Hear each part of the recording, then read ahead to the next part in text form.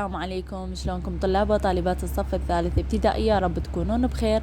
اليوم عندنا قصيدة أو محفوظة دعاء تلميذ. دعاء تلميذ. خلينا نقراها سوا.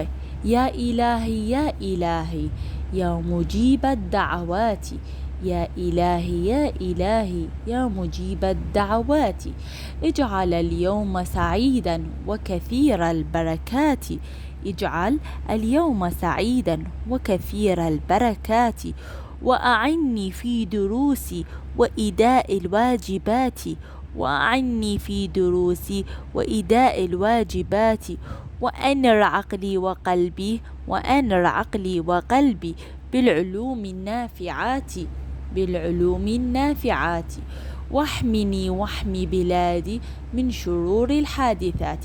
طبعا هنا هذا الطالب دا يدعي رب العالمين انه دا يقول له يا إلهي يا إلهي يا مجيب الدعوات، انت اللي تستجاب الدعاء، اجعل اليوم سعيدا وكثير البركات، يا رب انه تخلي هذا اليوم هو سعيد، يعني يوم حلو ومفرح وكثير البركة، انه ترزقنا بالصحة والعافية وتديم علينا النعم. وأعني في دروسي، يعني أعني في دروسي يعني ساعدني أن أقرأ دروسي، أن أحفظ، أن أتوفق في عملي. وإداء الواجبات يعني أن أدي واجباتي بأحسن وجه.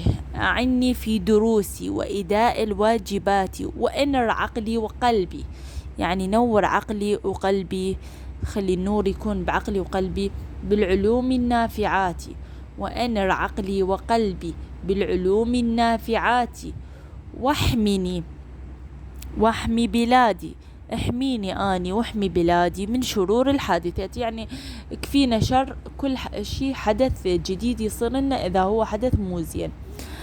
واحمني واحمي بلادي من شرور الحادثات، يا إلهي يا إلهي يا مجيب الدعوات، اجعل اليوم سعيدا وكثير البركات، وعني في دروسي وإداء الواجبات، وأنر عقلي وقلبي بالعلوم النافعات، واحمني واحمي بلادي من شرور الحادثات. نقرأها مرة الأخ.